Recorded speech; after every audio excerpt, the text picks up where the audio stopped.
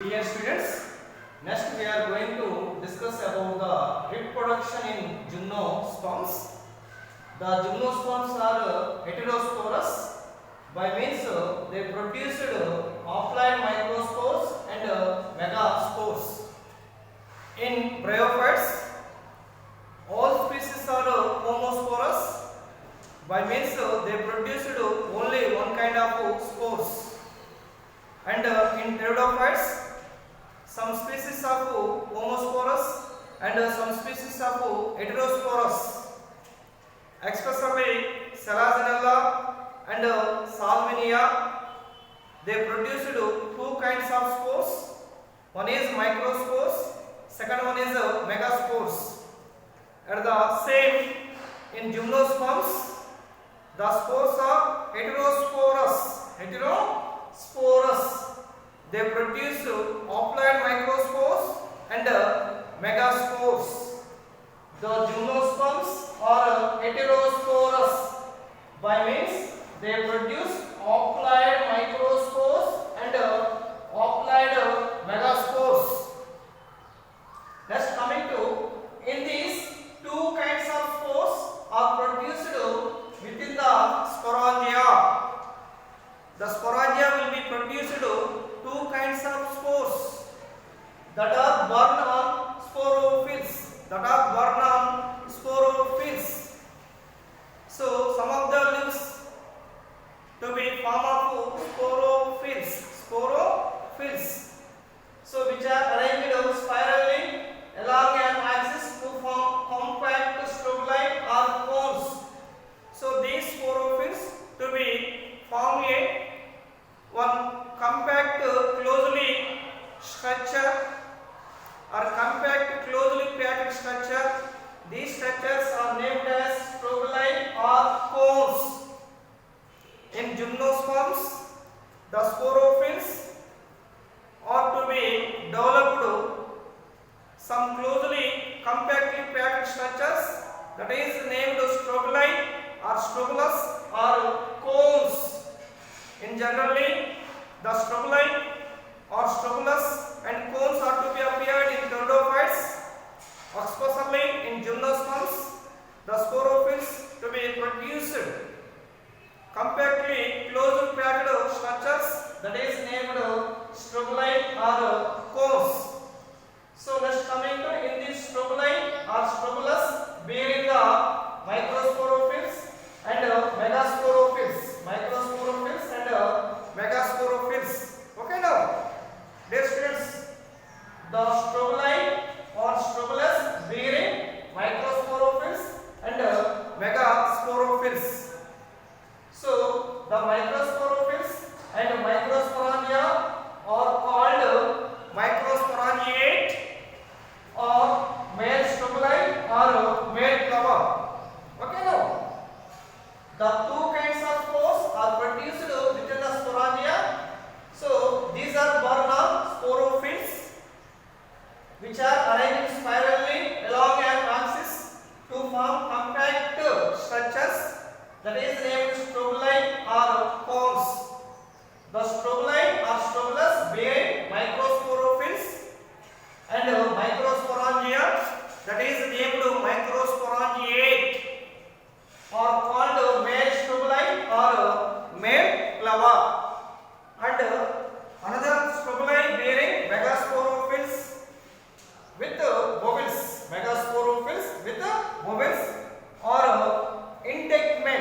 or integment megasporangia. Okay now, another strobili bearing megasporophylls with bovids or integment megasporangia, that is named megasporangiate, or called female strobili or female flower. Okay now, next coming to, so the microspores developed into a male gametophyte generation. So in this male gametophyte, that is microsporophylls or microsporangiate or male strobili or male flower, that is male having two male gametophyte. So this male gametophyte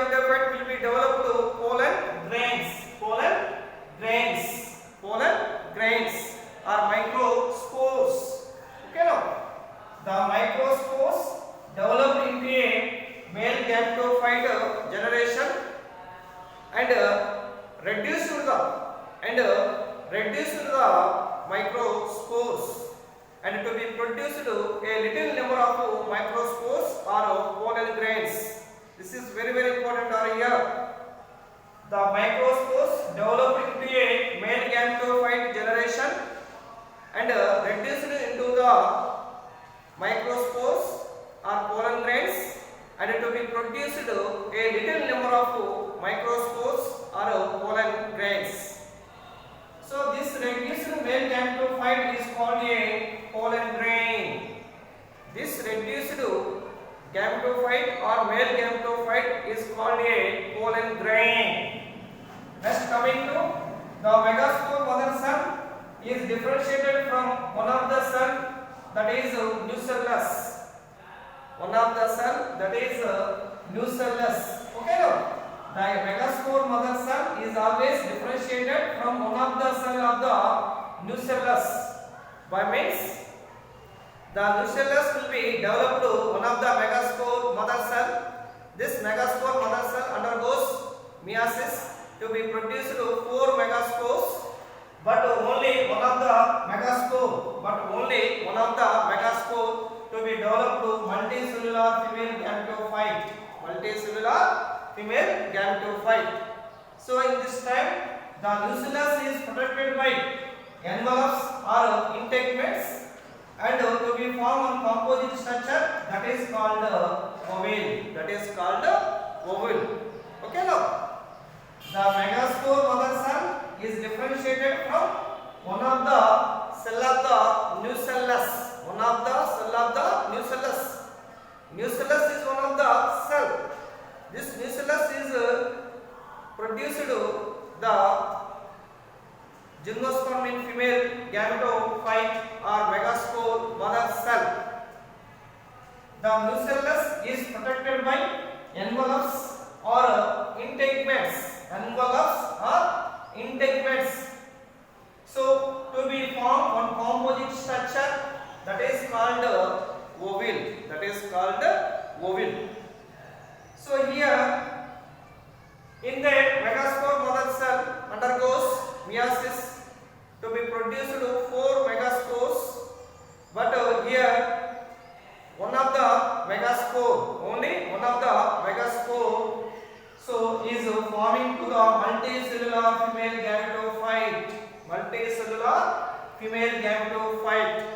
One of the megaspore is always developed to the multicellular female gametophyte.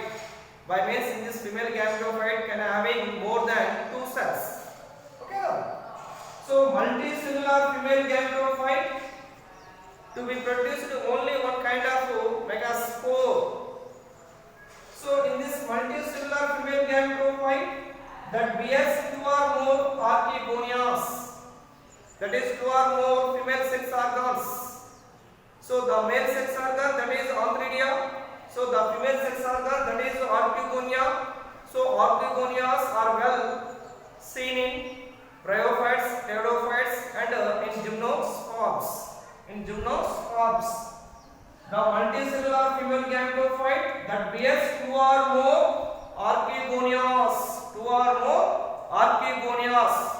Next, coming to, in this multicellular female gametophyte is retained the megasporangium. That phenomenon is known as endosperm. This is a nucellus. This is a endosperm. Okay, no? The multicellular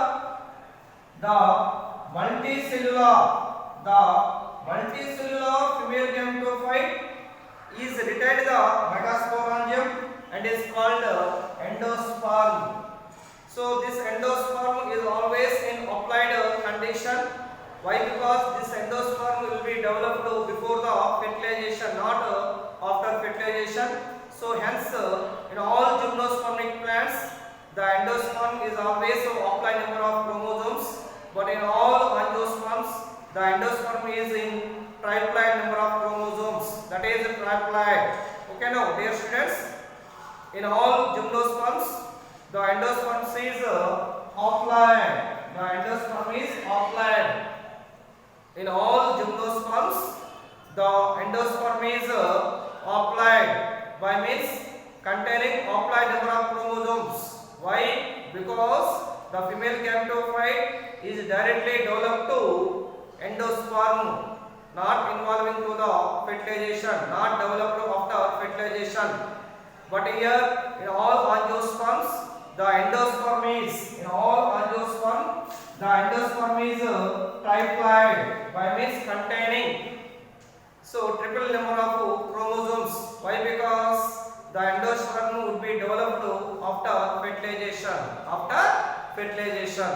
So this is the difference between gymnospermic endosperm and angiospermic endosperm. Anyhow, in gymnosperms the endosperm is haploid, and in angiosperms the endosperm is triploid.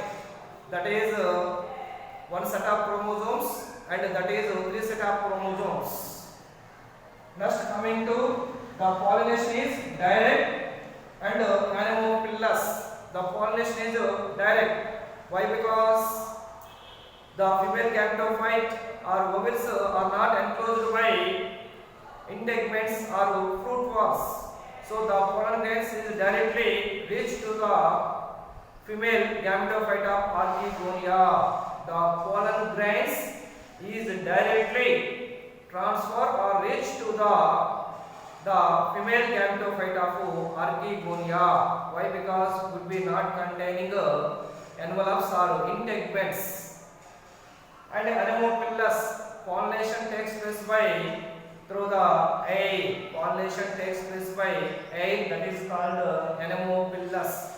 Pollination takes place by egg currents, that is called anemophilous. The pollination is direct. Direct pollination are seen in gymnosperms. Indirect pollination are seen in angiosperms.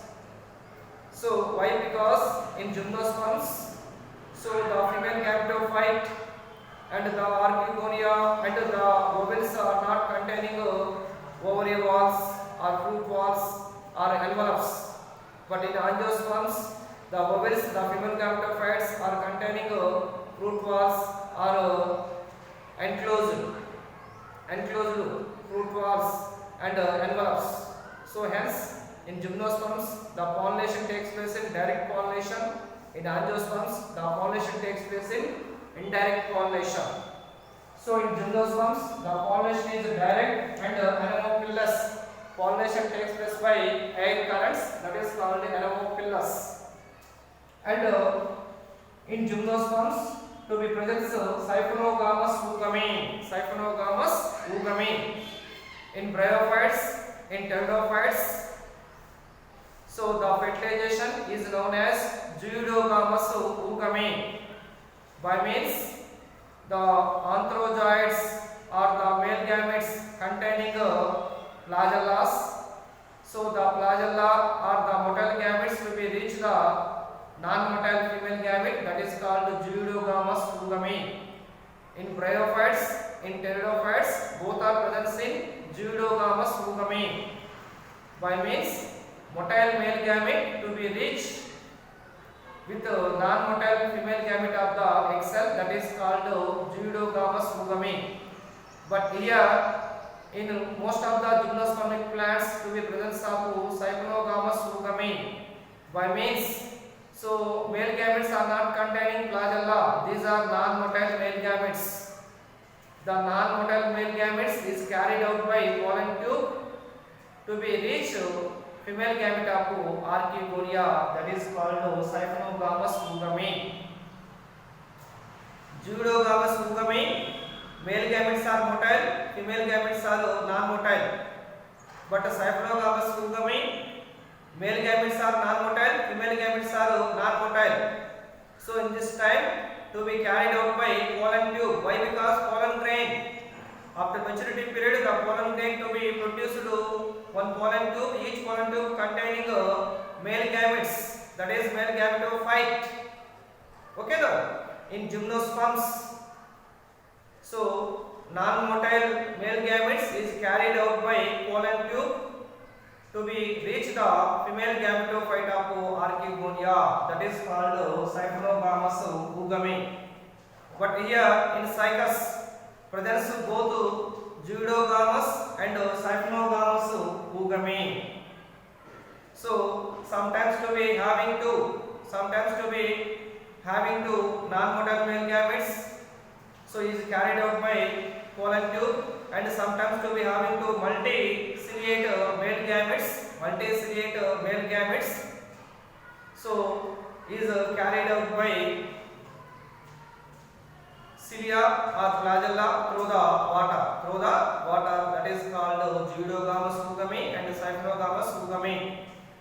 Most of the gymnosperms is presence of the siphonogamous oogamy, but only expressly in cycas presents both zooidogamous and siphonogamous oogamy. And in siphonogamous, by means in cycas, the multiciliate male gamete of cycas to be presence of fern-like characters. So this is very important over here. So in multiciliate male gametes of cycas to be presence of fern-like characters, mainly three fern-like characters are here. One is the young leaf shows always cincinnate vernation, and second one is the presence of ramenta, and third one is the presence of archegonia. So three characters are here similar of ferns, or one type of pteridophytes, that is Diapteris and Pteris. In fern plants includes Diapteris and Pteris, both are in pteridophytic plants, but here in gymnospermic plants are here, that is multiciliate male gamete of cycas to be presence of fern-like characters, that is the young leaf shows cincinnate vernation, and presence of ramenta and presence of archegonia. These are the characteristic features in gymnosperms, that is reproduction in gymnosperms. And another topic are here classification in gymnosperms. The gymnosperms are further divided into three major classes. So one is Cycadopsida, second one is Cuniperopsida, third one is Neotopsida. First one here Cycadopsida, second one here Cuniperopsida, third one here Neotopsida. That is classification in gymnosperms. The gymnosperms are further divided into three major classes. They are namely, first major class Cycadopsida, given the example are here Cycas. Second major class Cuniperopsida, given the example are here Pinus. Third major class Neotopsida, given the example for here Neotum. This is about the reproduction in gymnosperms and classification in gymnosperms. Okay, now thank you.